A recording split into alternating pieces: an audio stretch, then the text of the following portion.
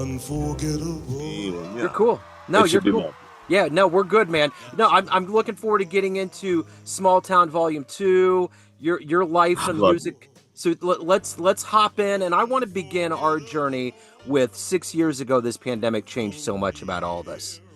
How did you get through that era, and how has it influenced your creativity and the way you roll today? Well, I guess I live in a place of kind of constant creativity. That's really where I'm coming from. And unfortunately, my dad died just after COVID started. But, I spent the last 18 months of his life, taking care of him and touring for him and kind of bringing his status up to the legend that he's at. That's been my job for lots of years in the music business. Usually I'm the guy who works, like I worked with Robert Downey Jr. before he became Iron Man. I worked with Mariah Carey and did the Charm Blaze record before the Mimi record came out. And same thing with Bruce Willis, Ivan Neville. Like I think it's the voice. It calms people down. And I don't know why, but even when things are messed up, I feel like positive. Yeah. Energized. You know what I mean? Like this is an energizing thing. And I'm so stoked to talk to you, man. Like, so hi. Yes, absolutely. Yeah, no, I love that. So let's get into Small Town Volume 2. Talk to me a little bit about what your artistic vision was for this project. Well, this was actually going to be a double record was the goal. And I worked with some guys from the Frank Sinatra crew to do the Grammys. And we made a deal with each other. We're going to do it Frank style. So only 22 minutes aside and, try to, remember the legacy that we come from. Al Gomes was the Beach Boys manager. He's the guy who got my dad all 5 of his nominations. And actually, he did it for like almost nothing because he thought the record was so good. So yeah, I feel super positive about that record because it's more originals than not. And most people can't tell the difference between the two. So I feel like I've found a voice inside of that jazz place or that pop, traditional pop place that resonates with me. And I'm really excited. A lot of people seem to hear that, they hear, I'm giving homage to probably some of the greatest heroes that just happen to be related to me. And yet trying to show what I did, which is writing, and composing, and playing, and now I guess singing. Yeah. Maybe I'm the new king. I'm not sure. I'm just trying to be a good one, whatever it is. Yeah.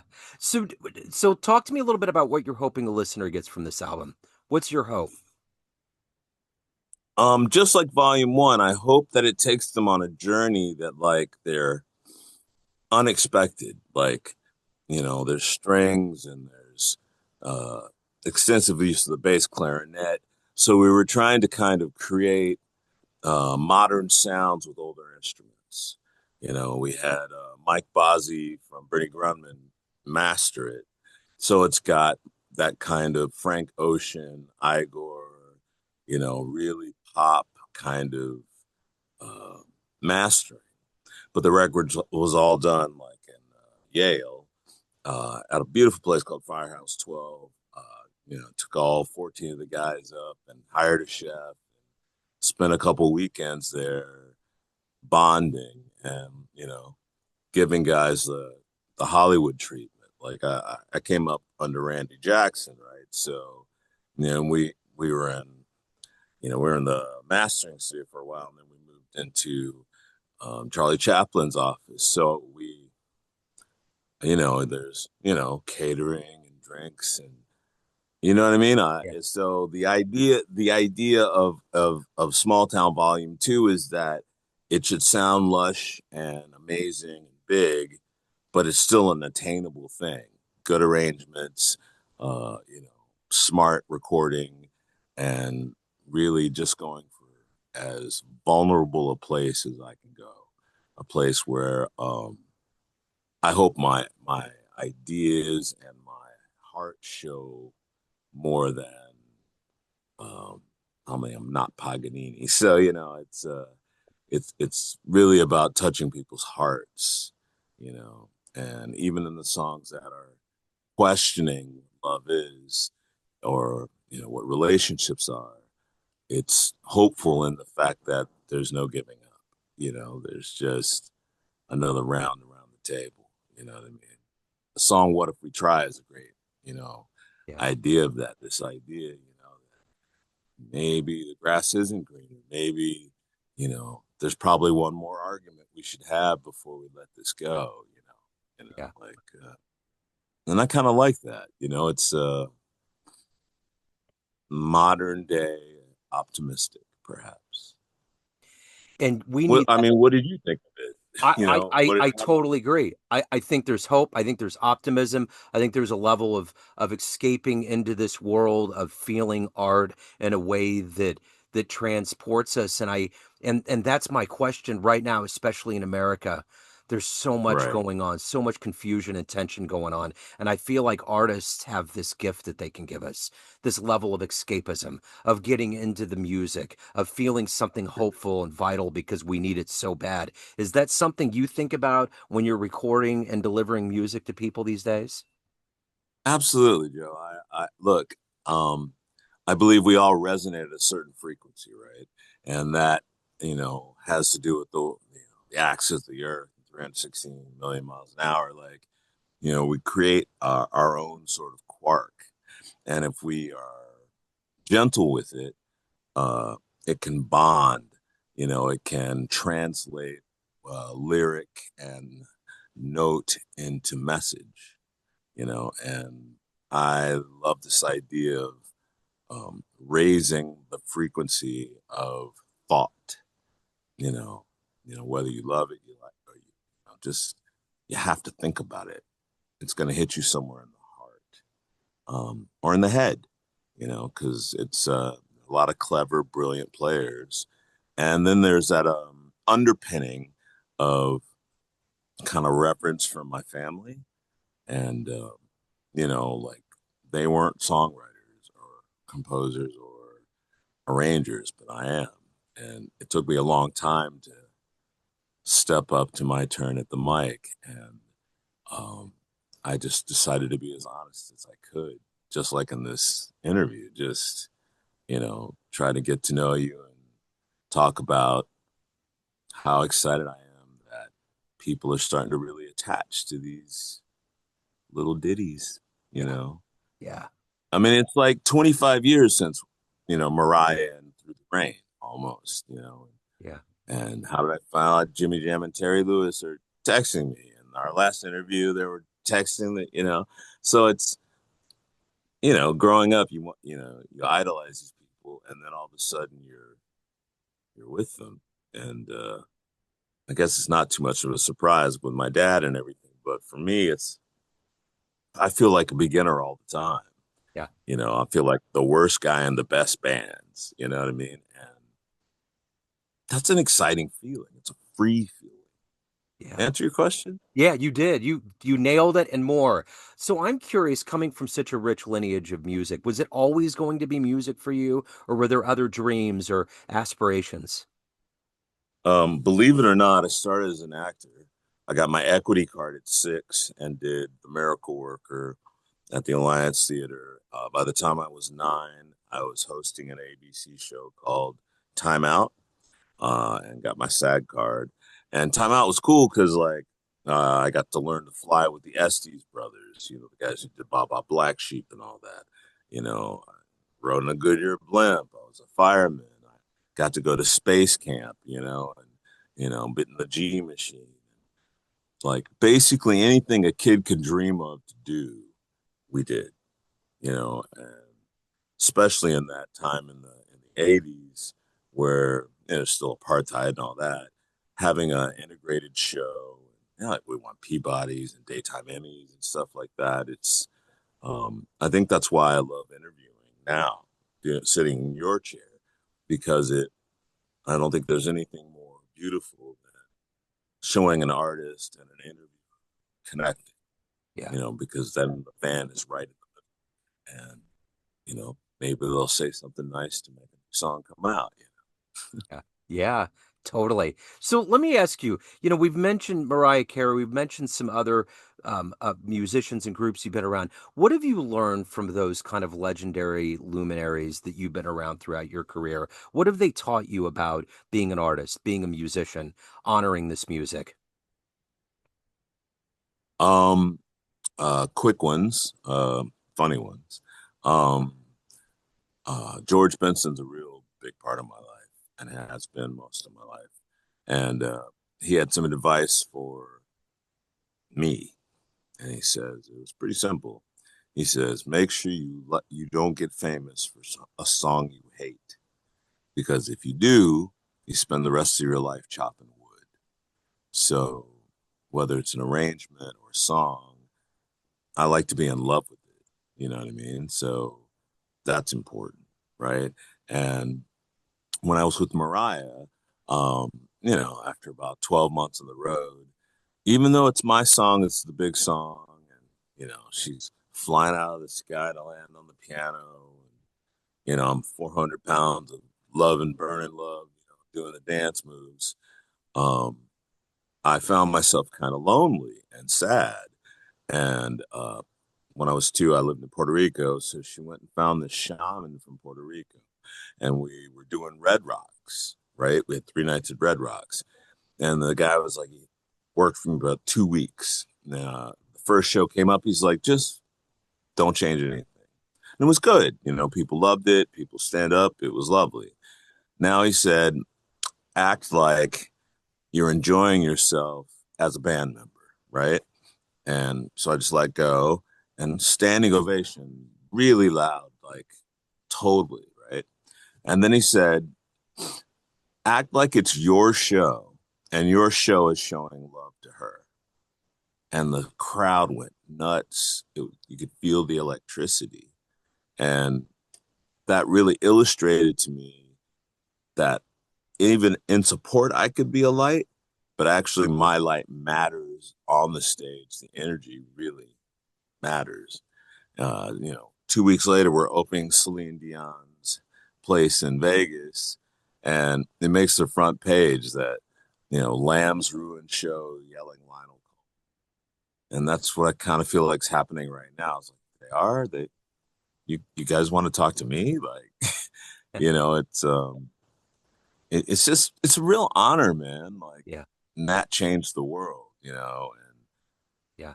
to think that all these years later, we're here talking about the third generation, the Cole family that will be hungry to tell the truth. Yeah. So what do you like the best about being a professional musician? What gets you up every day? What pushes you to evolve and to love performing and creating for people? For me, it's all about healing, right? And um, I'm polysyllabic, I went to Ivy League schools. My mom was always like, come on, Lionel, you got a big brain, do something else. And I just thought to myself, as a doctor, you can only save one person at a time. As a lawyer, are you saving them or not? I don't know. I did 2 years clerking, just so I could write contracts. But I thought that music, and I mean music, lyrics, music in any language, that all morphs into a waveform that everybody understands, whether you understand the lyric or the rhythm. And I thought, if I really want to help people, that's where to do it.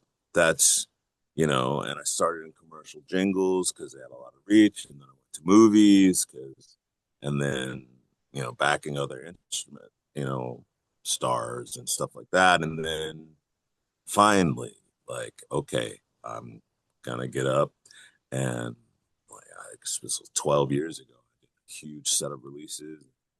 The last 4 releases have just been so exciting, my friend. Like, you gotta understand, like, Capitol Records mastering is closed now, and Capitol Records was often called the house that Nat built. And all my friends at Capitol, they took these last 5 records, these jazz records, and they mastered them in the same rooms as Nat. Like, these are the last pieces of vinyl that will ever sound that way. Yeah. Like, that's kind of an interesting tight circle. We used to light the Christmas tree every year on the top of the building, and now I guess I'm the avatar of that. That's a weird thing, like, I have a symmetric face, so maybe they think they see Nat, my dad, whoever they see, and I have this 1 second of Satori where I am their memory, and if I can hold that with a little bit of love and they notice that I'm wearing a kilt, usually the conversation perks up, and their kids might not know Nat, but they know Mariah, so and Christmas comes along, my boss and my uncle are like, Christmas. So I don't know, it's just exciting to just keep spreading it out. My radio show on AA's got like 17 million listeners a month. I did the thing for the BBC too, for Ray Charles and Louis Armstrong and Nat. And it was like 60 million listeners, and it's kind of mind boggling. You know what I mean? There's there's really a swell for us grown up humans to be taking the forefront and bringing some joy to this crazy world. Yeah. Just, you know what I mean? Yeah. And some real vulnerability, some real honesty, some man feelings. Yeah. Maybe I'm going through menopause. I don't know. But, you know what I mean? Yeah, I mean, dig what is it, Yeah. I dig it. Just So, trying to be the best I can. yeah, no, I get it totally. So right now in 2026, everyone has a Yeah. perception of you. Family, friends, fans, colleagues, everyone that you know, but you run the show. What's your perception of you? Who do you think you are? Depends on the job. Like, a lot of times if I'm doing Lionel and the Swingers Club or the Cole Legacy Band, I'll tell a joke that my name is Herman Gabibnevitz and I'm playing the part of Lionel Cole. And Lionel Cole he's an avatar. He's very confident, very close to the radio DJ guy. But on those small town records, they're intimate. You know what I mean?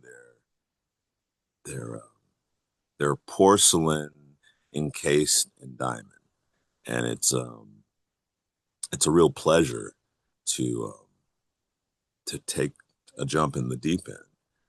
To sing, not to kill a note, but to increase the harmony, to flow like a horn player. It's just, I don't know.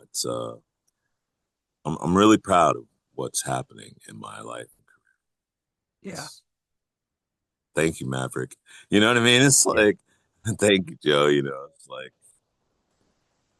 they asked me a Music Connection the other day, and I'm like, guess I'm finally a celebrity. You know what I mean? Like, F-list, but I love it, and I'm a merry old soul, and I like my pipes and fiddlers, and that's what those records are.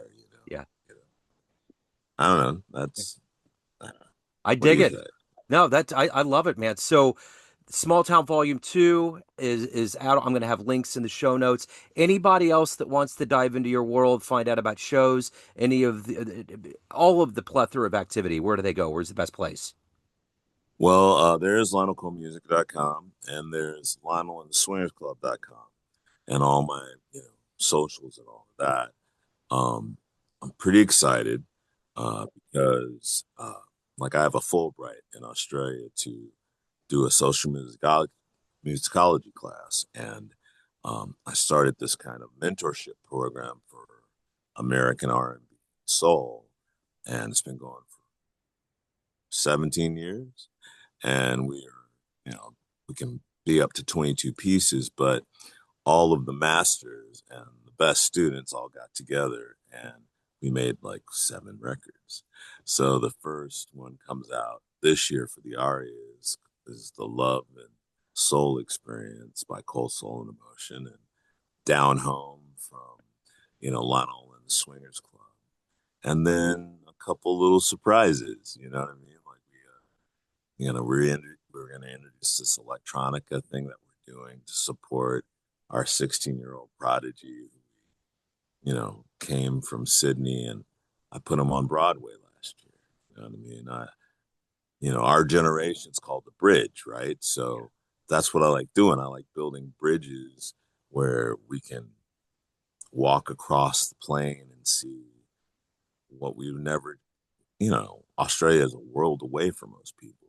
Yeah. They don't know that it's filled with incredibly talented people Mm-hmm. who are incredibly grounded in their spirituality and their instruments. And I want to show them that. Yeah. Like Marlon Perkins, you know what I mean? I want to, you know what I mean? Yep. It's a real pleasure to try and represent the Dark Thunder from down under. So.